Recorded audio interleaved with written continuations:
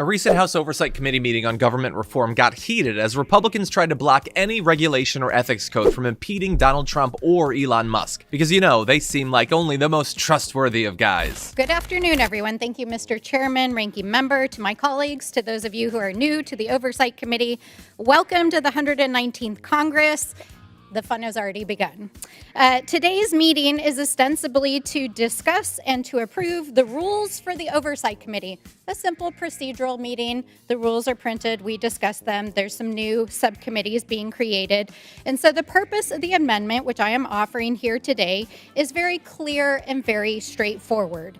It is for the purpose of preventing this committee, its subcommittee, its staff, its resources, and its members from being used by those with a financial interest or conflict of interest in front of the federal government for being used for their own means. And in particular, I think many Americans are extremely concerned that the new DOGE effort is being led by somebody with billions of dollars of financial interests in front of the federal government.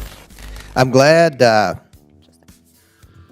Democrats are, or at least the gentlelady from New Mexico, we'll see how this vote turns out, but she's continuing the Biden regime of censoring speech by limiting who can interact with the committee. I stand ready to work with anyone who wants to make government better. I don't care if they're a Republican, Democrat, rich, poor, urban, rural. We've got, as my friend and colleague Mr. Gosar mentioned, we have a crisis of debt in our country. And I don't know of another committee in the House of Representatives that is as serious and focused on reducing wasteful spending as this committee. That's what this committee was created to do. I hope that we can do that, and I hope that we can do that in a bipartisan manner. But I oppose the lady's amendment. It's unnecessary. It undermines Americans' constitutional rights to petition the government. So I urge my colleagues to vote against the Stansbury amendment. You know, I find this very interesting. You know, we've got a conflict of interest everywhere. You know, you look at the wealth of some individuals, and I'm not picking out one side or another.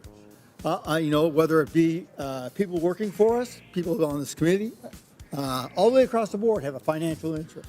So are we even capable of doing this? Now, let me also tell you a little bit about Mr. Musk. What would have happened to those folks in North Carolina and Georgia and Florida that were taken back by the hurricanes? He volunteered to Starlink.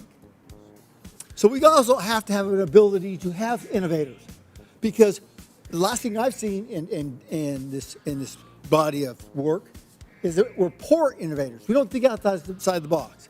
We go over and over the same things over and over again, expecting a different result. That's insanity, folks. I hope that he picks on, and I'm not on the committee, but I hope that he picks on his own platform that we saw. They admitted to being censored by this previous administration, the Biden administration, forced to do that. So let's not talk about, you know, high and mighty about being one side or another. How about what we do is allow this man to do this and then take a look. To the gentlelady from New Mexico. Thank you, Mr. Chairman, Ranking Member, Madam Crockett. This is a common sense good government amendment.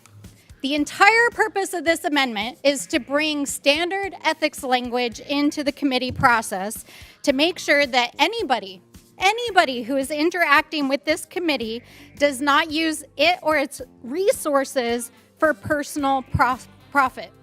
It's basic ethics language. It does not infringe on speech. It does not prevent someone from appearing or advising the committee on general issues or classes of issues which are permissible under the rules and the ethics of the House of Representatives. But it would prevent someone from using the committee and federal resources for personal financial gain. And I want to read the text in the amendment that is really clear about this. It says that folks shall not advise the committee or its members in a paid or unpaid capacity or otherwise interact with the committee or subcommittee on any matter that would benefit the person financially or constitute a conflict of interest. This is not a violation of the Constitution or of free speech. Using federal resources to benefit your own financial interests is not protected speech. Unless, I was trying to figure out while we were on break what my colleagues are referring to. Maybe they're referring to the Citizens United case. Maybe they're referring to protecting the speech of campaign donations. Maybe they're referring to protecting the $250 million in donations that Elon Musk made to Donald Trump in his campaign, and that has given him access not only to the inner circle of Donald Trump's administration, but it's going to land him in office in the White House and pretty much unfettered access to this committee and its resources. So this amendment is designed to make sure he can come here, he can come testify, he can talk about issues that are general issues, but he cannot use this committee as a personal piggy bank to put forward an agenda that would personally profit him or others against the public interest. That is what this amendment is about.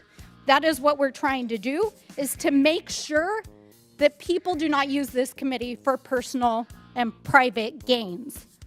Now, I'm dismayed that in the first organizing committee of this Congress, we can't even agree on the most basic ethical standards for how this committee is going to conduct itself. Language that appears in almost every single government agency, federal, state, local, tribal, also in the private sector. This is about protecting the public interest. This is about making sure that the goals that are supposedly laid out in this rule change that creates these two new subcommittees is really about achieving government efficiency and improvements. And it's about making sure that billionaires who buy their way into the inner circle of Donald Trump do not use this committee and its resources for their own financial gain. And with that, I yield back. Gentlelady yields back to recognize Ms. Green from Georgia.